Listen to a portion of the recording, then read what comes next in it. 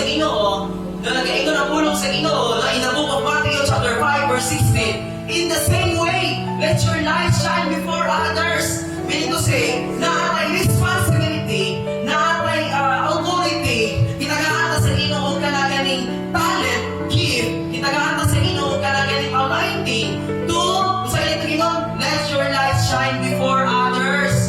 Hindi pwede, na kita naman pisuhan nun, ang maoy, mahulog, na kanaganing ma-influensyahan sa lahing tao.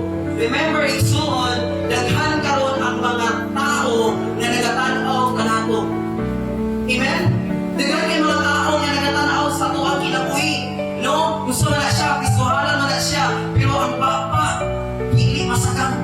Kung saan ka may mga good influence, if your life pili makapanalangin, pili makahatagog siya sa mga silingan. Amen? Hello? Isuod ko, kitang tanan, paninglan ta sa dugo sa mga tao na wala na to ibalihan. Maski unsaon na to, no? Kikinahanglan jud nga kining kahayag na to, dili na to kaguan. Walay direksyon ang atuang kinabuhi kung naa ka sa darkness. Kaya naman, walay direksyon ang kinabuhi sa tao na magpabilin sa hangit. Remember, isuon, ang Ginoo maningil yun sa tuwang mga saan. Ayaw maglakaw sa hangit isuon. Kaya naman, luoy ang usa ka tao na nagpabilin sa